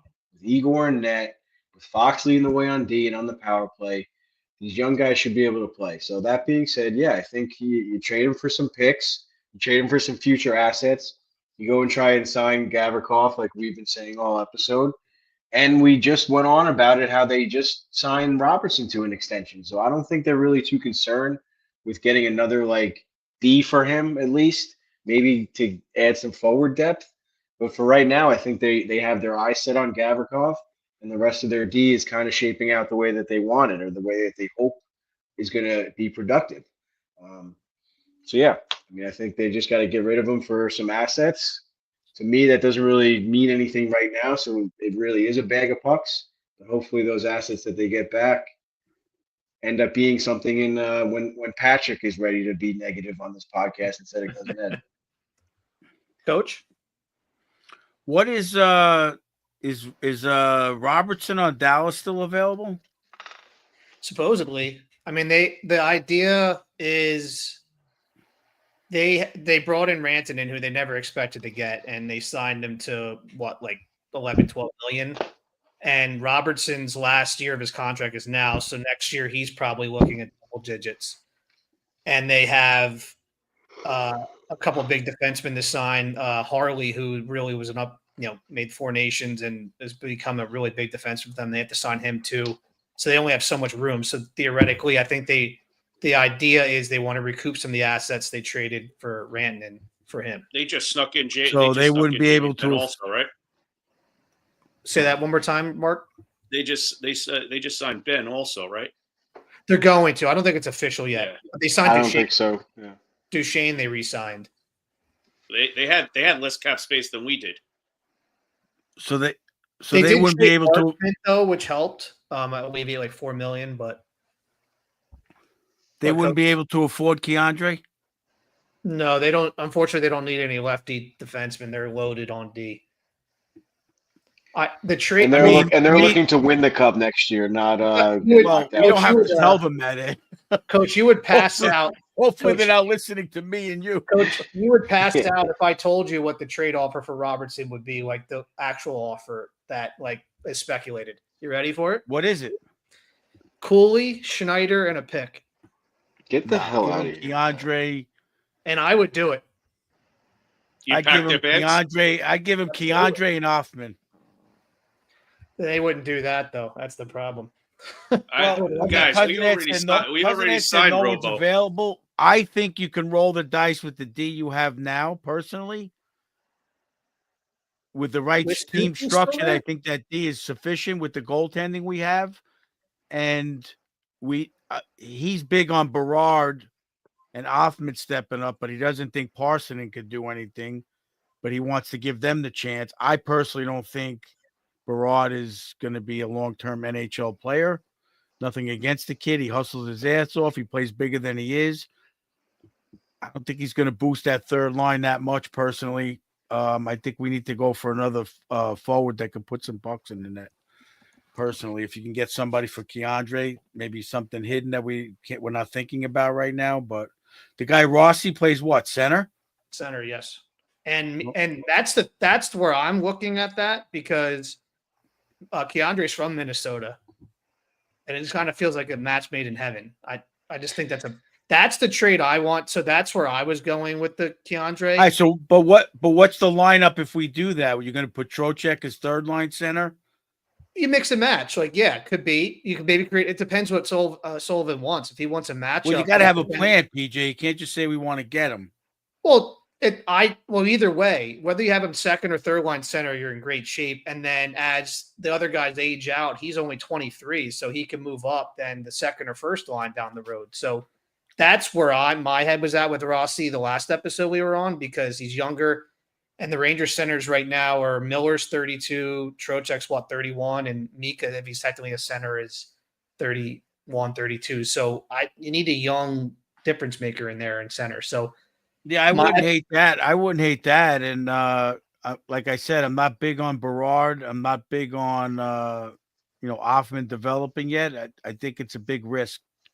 putting these guys in the third Perot, third line Perot and spot. Berard, Perot and Berard, and I mean maybe even Othman. I don't think they're physically and like hockey IQ, whatever you want to call it, ready for the NHL and like playoff hockey and things like that. And this was where I was getting to, like with the Parson and all that. Like, I just think if the Rangers end up replacing Miller with Gavrikov, which is in a vacuum an upgrade, but if that's all they do and you lose Kreider, so was kind of I was getting at, that doesn't excite me. I think they need another forward in there to replace Kreider. You can still let the guys battle, but you need a little bit more juice in there. I just think you need a little bit more of a guarantee at forward because right. you got a lot of question marks, third and fourth lines as far as goal production. Right, and this Okay, happened. so who can we take from the Pens? I mean, they're rebuilding, so you can almost have everybody outside of Crosby. I think and he's not a center, but Rust is a guy that I would be curious if Sullivan pushed for. He's got 2 years left on his deal at $5 million, 30 goal scorer. What about Keandre from Malkin? I don't know if I would. Malkin's ready to retire. I don't know if I want him, another old center. Years ago, I'd be all about it, but I don't even think I could picture him in a Ranger uniform. Like just with a Ranger. There was before they signed Trocheck that summer. Malkin was a free agent. There were some whispers that the Rangers were going to make an offer if Penguins didn't re-sign him. So that could have been interesting. I remember Cousin Ed talking about that. Different universe. Who knows? But yeah, I think the whole thing for me is I need something back that can play now or have some upside for Keandre. I think if you just give up for picks, which is fine, if they do that, then I want to use the picks then to go get somebody else. I just think they need somebody else. Talking about more trades, I think Soucy needs to go. That's another $3.25 million. Then that opens up a left-hand spot to bring in another defense in the battle with everybody else, or move Schneider up in that spot. And then that so I say Soucy and Keandre go, but I agree with you that we need to get an established NHL 25 goal scorer, playoff type of player. I don't want to say Sam Bennett, but someone that is gonna. We need the playoff guys. I mean, it's witnessed for the last 5 years. We need those guys to go anywhere. If you don't have them, it's not going to happen. You're going to go so far in the playoffs, and you're going to get your ass kicked. And I've been texting Mark this.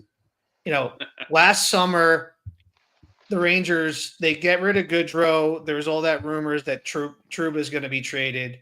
So you're getting excited because they're opening up all this cap space. Oh, man, they're going to do something big or change things up, get some excitement. And then nothing happened. Trouba didn't get traded. They just brought in Riley Smith, and nothing else happened. So you kind of went in with disappointment, and then look what happened. And then now, after the horrible season we just dealt with, I'm dying for something to make me excited. Bring me, like Sullivan helps, Gavrikov helps, but I just need some kind of other move. If it's just but Gavrikov is a defenseman? Yes. We don't need a defenseman. Well, if you're trading Keandre, you do. Well, then move Schneider up, like you just said. You could put somebody up there. But if you're gonna trust Soucy with Fox all year, I don't know. But anybody should be able to play with Fox. Come on, give me a break. Yeah, but he needs help too. Because look what happened last. We need bona fide wings. Laffy's still a question mark. Yeah, he should step it up. But what if he doesn't? Coach, let me throw you something. How about both? Why can't they do both? That's what I'm asking for. They can do both. They can definitely go get another forward and also get Gavrikov if they trade Soucy. Oh, okay. I'm not aware of this cap. Well, if you get rid of Soucy, you mean. Right. Just in regard to Laff, though, last year, didn't he have his best year as a Ranger? No, not points. I think the year before. Analytically, he did. Analytically, he had a really good year. And you talk about a guy that wasn't on the power play, so he's not, he's just doing that 5-on-5. Yeah, he definitely. I mean, he is. I mean, if you look at 5-on-5 scores, as bad as Lafreniere's year was, like for what we expected, I think he was ahead of Rantanen, a lot of these top guys on 5-on-5 scoring. So yeah, he can score. I mean, the potential's there. I think Lafreniere, I would not trade him at all. I don't want to trade Lappy. All I'm saying is you can't pencil him in yet as X amount of goals. Robertson's had 30 goals for 4 seasons. And The 110 kid's a proven scorer. And again, he's one of those guys that plays the game right. And physical-wise, I don't know about playoffs, but you got a guy that playing with someone like Trocheck, he might be putting some pucks in the net. I'll tell you, like, we talk about the Tkachuk move, not that Robertson's Tkachuk as far as how he plays, but that franchise-changing move would be that, making a big swing like that. Because remember, Florida traded Huberdeau off a 106-point season, 110-point season, and one of their best defensemen for Tkachuk. And that's a ballsy move after they just won the President's Trophy. So those are the kind of things I think the Rangers need to do. Get that outside the box. Just I think we need one more bona fide player. I don't think that third line makes me more nervous than last year. Right. And that was the issue. That's what I was kind of getting to last year. The Rangers, for most of the season, it felt like they had 2 fourth lines. It just, they didn't have enough depth to me. So, they need another 4, especially you traded Kreider. They need to get some guarantee. And then you can't just swap the Gavrikov for Miller, lose Kreider, and call it a day. That just doesn't get me excited. I don't see that third line. I could see taking a chance on Othman or Berard making a big move, making a move, but 2 of them on the third line. What if they both shit the bed? Then you're back to square one trying to do something before Christmas. You're preaching to the choir. I personally think Otter's going to get traded. That's my assumption. If they get the right guy, that's fine. I mean, I love him. I loved him in juniors when I saw him in the Canadian junior team for a couple of those tournaments, but it doesn't always fit in. Yeah, I agree. I mean, he had some nice moments, but what do you have? No goals in 20 games. And I know Cousin Ed he yelled at me because I said Othman didn't score because he was playing with like Rempe and Brodzinski. But I'm like, those 2 scored on that line when he was there. I mean, at a certain point, you got to put the puck in the net. Yeah. But everybody can't get power play time to prove themselves.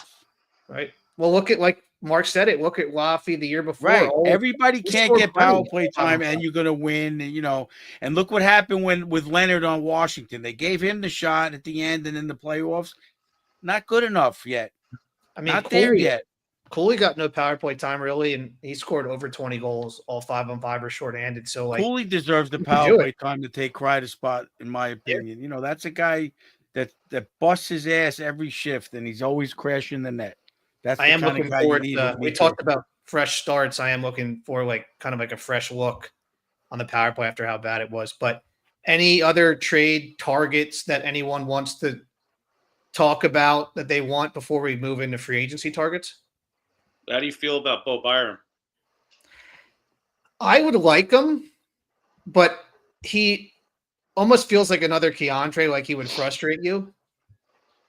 I do like him, but I don't know if there was a world where they can get Gavrikov and him. I don't think it's possible cap wise. Then I'd be all about that because you put him on the second pair. I think you're in a better spot. I agree. That was what I was thinking. There was some. There was talks before I hopped on here. I was looking at X. There's something going on with him. Something's coming up. I don't know where he's going. I think he's going to get traded. It feels like it. I mean, he was good in that cup run that Colorado had when he was really young, and he's got some size and speed. But if you read a lot about what Buffalo fans and people thought, it reads just like we talk about Keandre. So Little Ed would have a conniption, I feel like, if he just gets rid of Keandre and something like that happens. I don't think he could handle that. There was one other guy I was interested in, Natchez.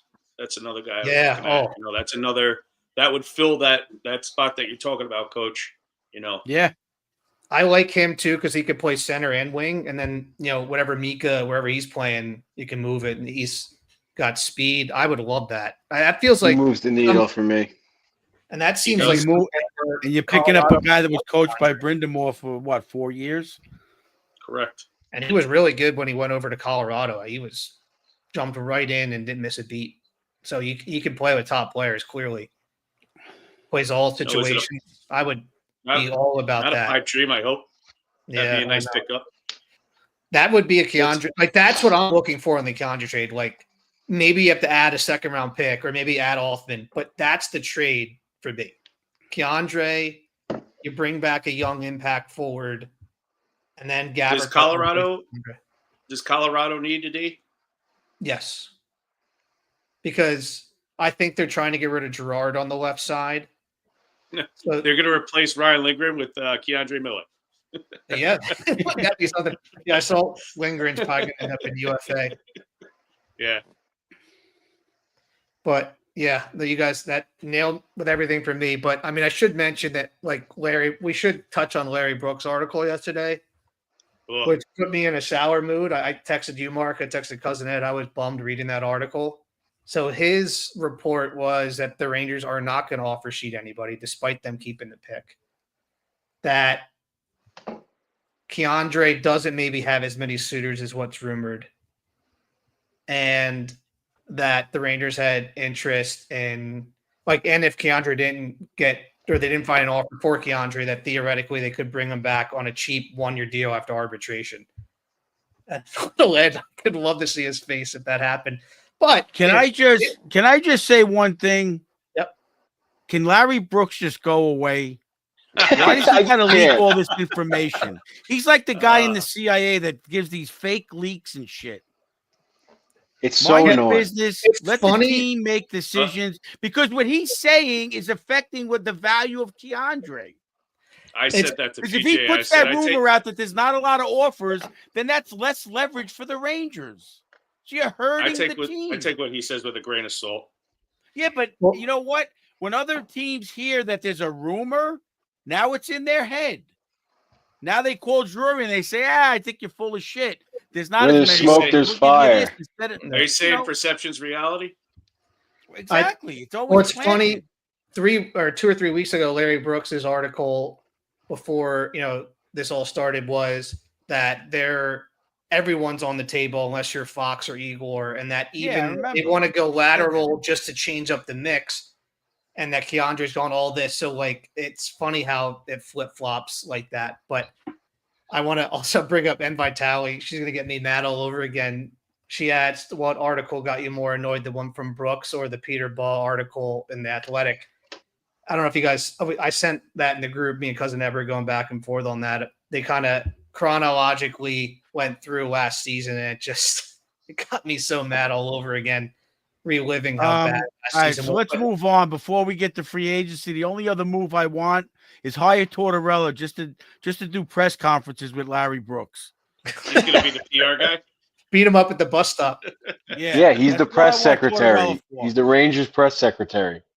Yeah, that's what I was it. hoping for. Perfect. There was all those rumors that Torch was going to come back to the organization in one. I just want him to take care of Larry Brooks. That's it. That's it. Put him in a body bag. That's it. Done. Player development. We don't just you do the press conferences. I don't want that guy looking at my team. Yeah. You don't even have to show up until about 9:30. Yeah. Sullivan would have loved that too. Like not have to do that either. It'd be great. That's what I mean, because you could see Sullivan's face a lot. But anyway, let's move on because it's getting a little late, boys. It's almost 2 hours. Yes. Let's I'd like to take a little swim in the pool before I hit the pool. I have to eat dinner. All right, so we'll touch on free agency targets. I mean, the big one is it seems like a foregone conclusion. We touched on Gavrikov. I just wanted to quickly, for especially Coach who wasn't familiar with him, he not only analytically was the best defenseman in the league last year, just a couple like things. He logged the most minutes, led all Kings blue liners with a +26 rating. He established himself as one of the top defensive defensemen. Of the 17 blue liners to log 1,500 minutes, his 1.64 goals against per 60 was the best in the whole league. He also led the league top 5 in defensive denial rate for zone entries and top 10 in the league in passes deflected in the defensive zone. So like this guy is consistently as it gets defensive defenseman, rock solid. There was even a quote from someone on the Oilers saying that playing against them was their toughest series, that they hated facing him in top pair because he is just all over the ice. He's huge, great stick, and I think he's the perfect partner for Fox. Sounds Now, like my kind of player. yeah, you and Little Ed are going to be salivating. Well, they said, right, if they sign him, it'll automatically be Fox's best partner that he's paired with since Fox has been on the team. No question about it. It's the perfect yin and yang. Like, he can sit back and just take all the tough minutes and let Fox do his thing. I have a question though. Send Keandre out there. That's La La Land's perfect. It for might. him. That is a rumor because they do need somebody to replace him because they don't want to really lose him. But Replace the best analytic defenseman with the worst. Keandre's he's actually not bad analytically. But Whatever, PJ. Whatever. I knew that was coming. Like I know. But no. Well, Invite Tally brings up, and this is a common conception that are a lot of his stats because of how good LA is defensively. And that is probably propped up a little bit, but he does play the toughest and the most minutes. He plays against everybody's top players and the most. So he's having the toughest matchups and still putting up those numbers. So that's a good sign to me. All right, well, you're talking Can we about a be guy coming completely into honest, Mike too? Sullivan's defensive scheme too, which is going to be similar. Right. You hope. Yeah. I mean, You take a look at West Coast to East Coast, man. He's going to thrive right now, in the East Coast, defensively. I just think where he's playing, he said that was that Oilers series. That's the toughest series they had, the Kings and the Oilers. If you bring that over to the East Coast, I think he's going to be a superstar. I have a question though, PJ. yes, sir. Why wouldn't LA keep him? They want to. Actually, right before we came on, their GM was quoted as still trying to push to sign him. They want him, but I think he wants another chance. I think he's really good friends with Igor, and the reason why everybody and Mark wants to We got protect. a lot of guys that are good friends with everybody. That's all I know. Let's go. Yeah, And more country club Ike was good atmosphere. friends with this guy. Yeah, man. But I think, I just think that's the reason why everyone is seeing he wants to go to the Rangers is because other teams are probably asking about him and he's got his mind made up. Now, the other side of it we do have to talk about is his rumored contract. And me and Mark were talking about this before we went live. The rumor contract is 7 years, somewhere between 7 and 8 million. Now, and I talked to Mark, we hear that and we think 8 million is so much, but we forget where the cap is now and where it's going. It's going to be 104.5 next year, and that's on the minimum side. It could even be more. The year after that, it's going to 115 million. So an $8.8 million cap hit in that environment is the same as like 6 or 5 when it goes higher.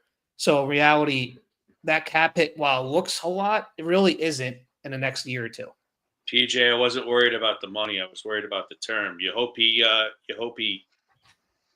ages like fine wine, like McDonough. I think it's a lot. 7 years is a long commitment.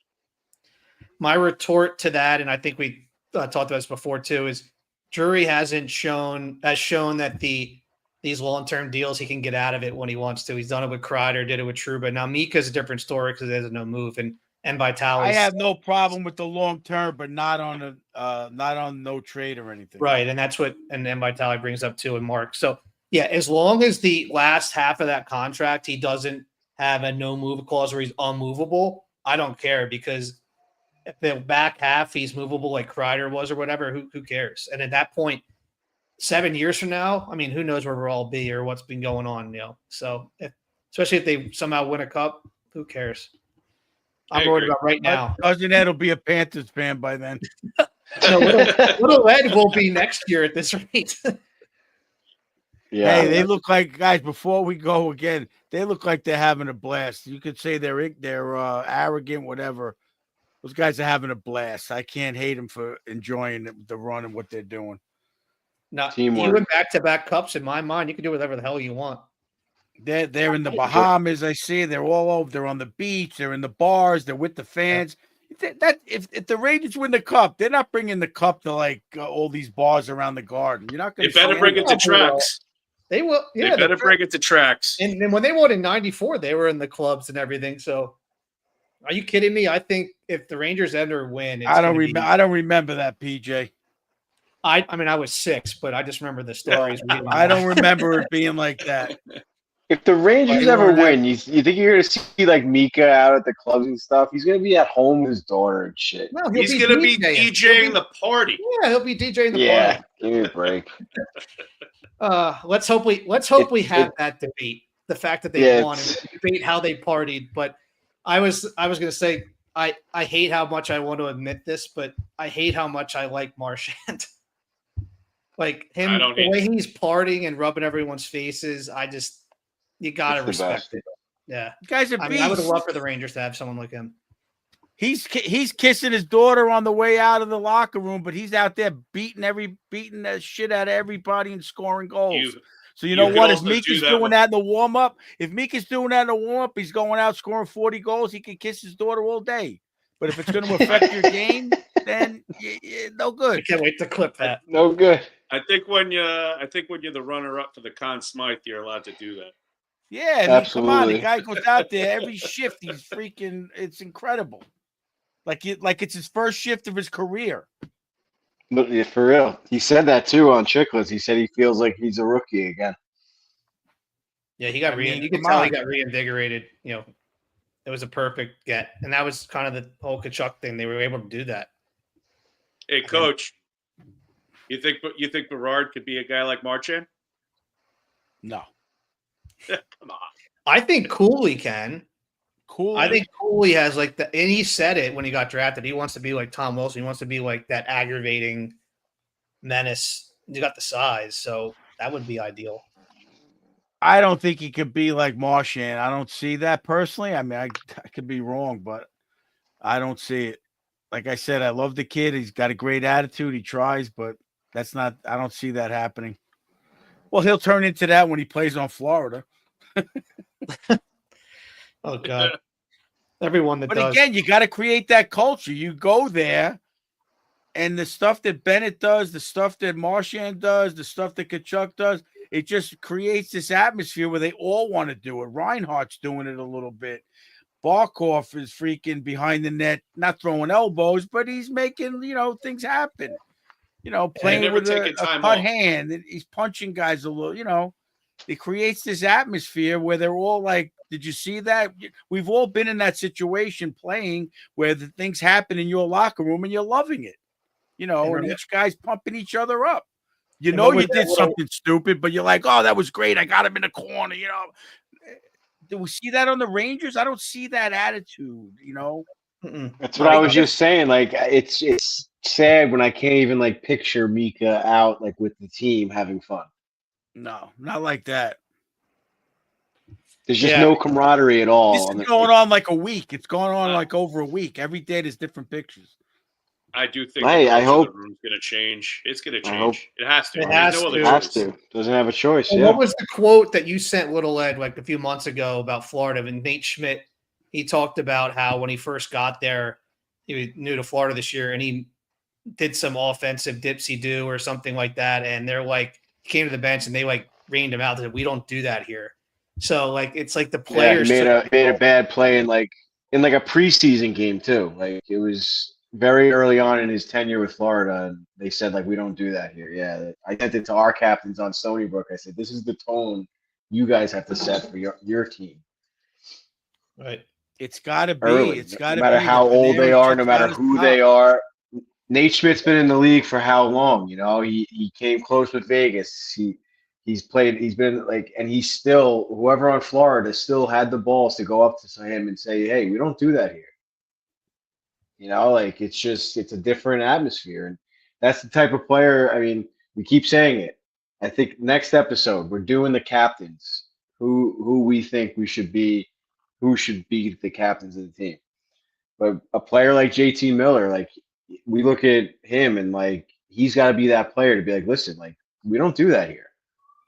I haven't been here very long, but I'm setting the tone. Trocheck too. They have to do that. There's no excuses from these guys anymore.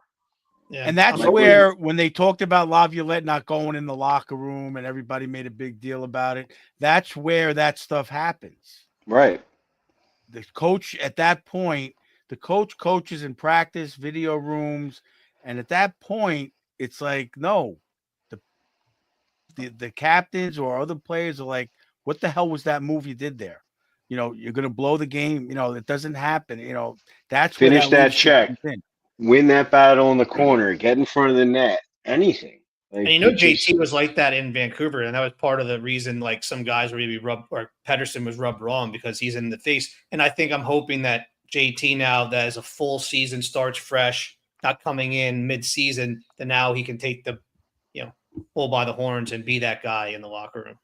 Yeah, we've talked about this. Like, I personally like that. Like, I could see where an abrasive personality wouldn't be enjoyable to play with, I guess. But like, I like that. Like, I like Pedersen to me is like, if he can't put up with JT Miller's attitude in the locker room, like that's not the player that's going to get it done. I mean, maybe JT crosses the line. Maybe he gets a little personal. Who the hell knows? But if I'm picking between two players and two attitudes, I'm going with JT's attitude, not Pedersen. Just And that's kind of like the JT versus Mika conversation too. It's like, is Mika going to get soft and turtle when JT Miller's trying to tell him to step up, or is he going to actually step up? I'm gonna go as far as to say this. It's sort of like the mentality at work as I guess as a police officer. It's really nice to come to work and have friends, but we have a job to do, right? You got to complete a task. And you don't want the person next to you. You don't want him fucking off. Or the guy to the right, the guy to the left. We got to complete the task at the end of the day. Exactly. It's always it's nice to come back and be friends and break bread and do all that. But if you're not doing the job, what are we there for? I think that's 100%. That's how I take a look at it. When I talk about that's the country club mentality they've had for too long. It's got to be about winning. It's like, it's nice, kumbaya, but come on. Real quick, boys, before we sign off, I just want to send out a few words. Mark, I want to thank you, like you just said, for the stuff that you guys do out there. I don't know if I'd be able to go out there and go into the line of fire and stuff. I always like to think that there are people out there that do that for us. And no matter which side of the fence you're on, you got to tip your hat to those fighter pilots that just did that great thing for the country last week. An amazing thing that they did, the balls they have, and we need guys like that. And I'm glad we have them on our side. That's all I want to say. Thank you again. And all the first responders and police and firemen and whatnot. Amen. All right. Absolutely. And before we go, I just wanted to do the quick, I put this out on Twitter.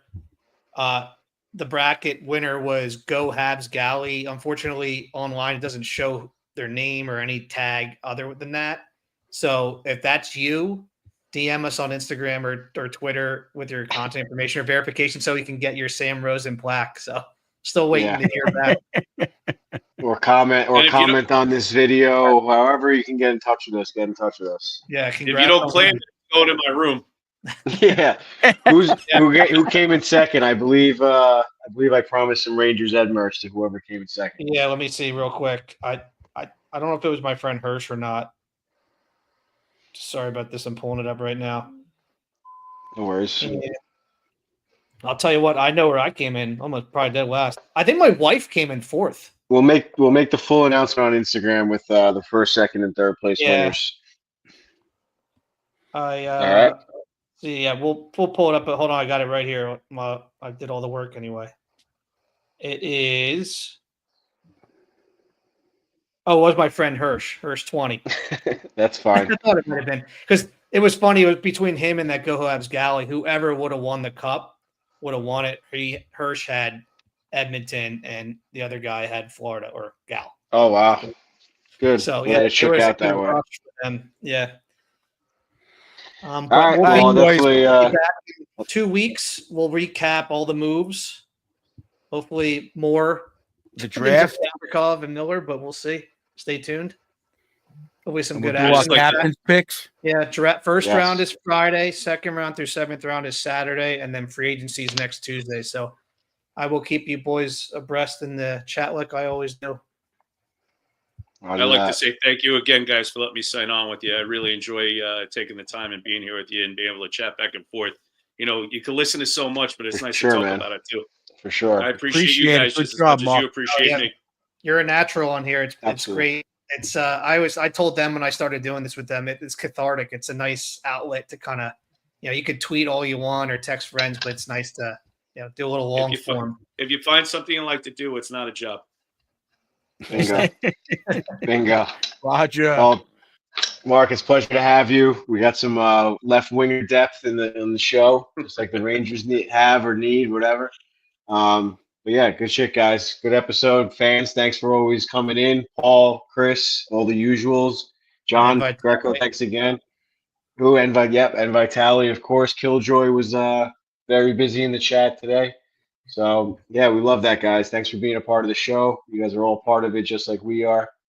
Wouldn't be doing it if we didn't have any fans watching. So thank you very much. Love you all. Love you guys. Have a good night. Be well. Some excitement. Peace and love, guys. Couple of weeks. Yep. See ya. Like, and subscribe this video. Yes, please.